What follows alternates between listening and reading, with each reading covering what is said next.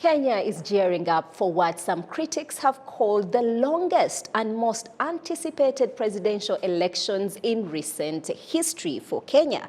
Now, just a few hours from now, voters will decide who will be Kenya's next president. I am joined by VOA's Vincent Makori, who is the host and managing editor of VOA Africa 54, who is on assignment in Kenya covering the presidential elections.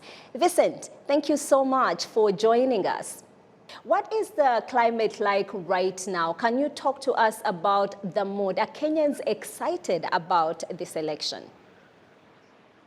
Well, there's a big section of Kenyans who are excited about the election because indeed it's a very important election. And as you mentioned, the campaigns have been going on for months. In fact, for some of the candidates, they say the campaigns have been going on for years. And so this culminates in an election on Tuesday. Those are hours from now as we speak. And of course, millions of Kenyans, over 20 million of people are waiting to cast their ballots. Now, not to say that there are no others who are disenchanted by these elections. A certain number, percentage of especially the young people may not necessarily be as excited. And we have had reports that there are some who are not probably going to vote because they don't see the value of participating in an election.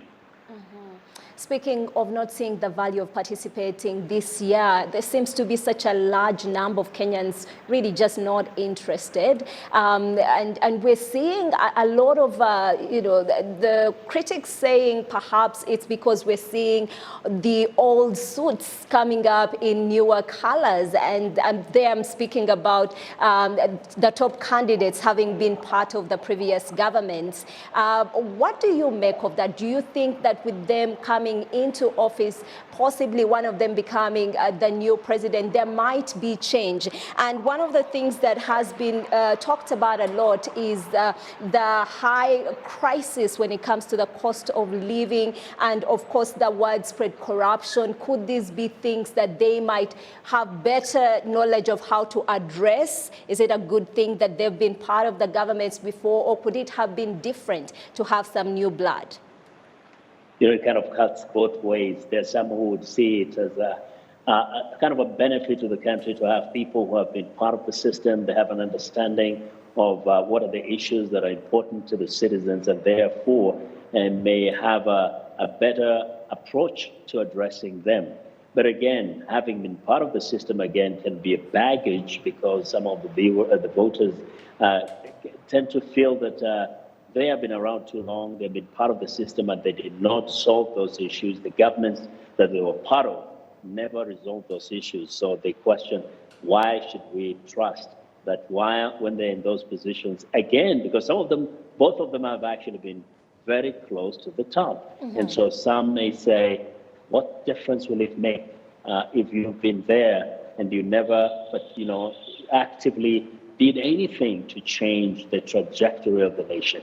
But at the same time, some of these leaders have been given credit to the gains that Kenya has achieved over the years. For example, candidate Raila Odinga has been part of the fight for democracy, for freedom of expression, and also has been connected to some of the infrastructural development, even as being part of the opposition. But also the deputy president, William Ruto, being part of the first term of their presidency, they initiated some things, and he takes credit to having been part of the process that led to some massive infrastructure that we've seen in the last year. So it is both ways. Some of the Kenyan voters wish there was a fresh person on the ballot. They were like really somebody who has fresh ideas. Well, we have two other candidates, and some people may look at them as being fresh, Wajakoya and Maure, but for some reasons they have not resonated so much with Kenyans, and therefore they have ranked quite low when it comes to the polls. So in that sense, Kenyans have been left with no choice but to choose between two people who have been around and part of the system for a while. Speaking of choosing between the two, they have been credited and hailed for such a peaceful election process.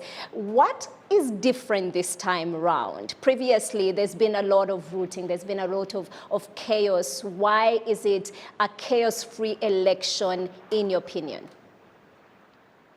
Well, that is the hope, that it will be a chaos-free election. I just want to remind you that Kenya is always a very peaceful country before the election, and even on the day of the election. What happens is the reaction to the day after the results have been announced. Now, that's when we can tell whether this will have ended up being a very peaceful election.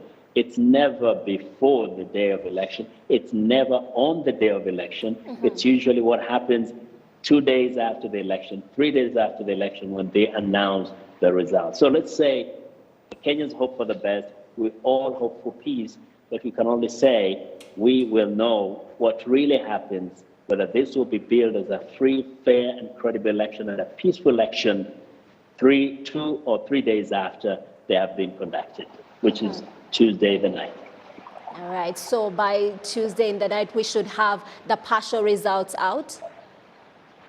That's what they say. We should get a sense of where the results are going by Tuesday night sometimes. Just some partial numbers, but then maybe we'll get a clearer picture by Wednesday. I just want to mention quickly that one of the things that has happened today is that there were 2 major elections that were cancelled that will be rescheduled. That is the election of the governor of the county of Mombasa and the governor of the county of the Western County of Kakamega, because the Electoral Commission says that the ballot papers were kind of messed up. They'd mixed up the pictures on the ballot paper. So those will not happen. And that has created already a little bit of concern.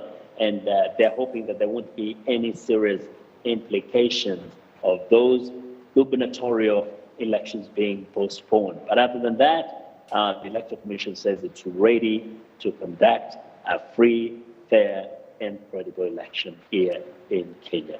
And that's what we hope to see. But it's been a tight race leading up to this point. Either Raila or Ruto has been at the top at one point. There's been a very small difference when it came to the polling. Do you think it might become a little bit more clear as we lead up to the final moment when it comes to who might claim the throne? What is the feeling like? Is there any sense of what the result might be? Of course, the supporters of each camp believe that their candidate is going to win in a big way. But at the same time, those who are realistic know that there were many people who had not made up their mind by the time some of the polls were being conducted. And on election day, that could throw a surprise at everybody's face. And so there are 2 scenarios that happen here. That one of them gets to win outrightly in a big way, or we end up having a very close election whereby none of the 2 wins over 50%, and therefore you go for a runoff.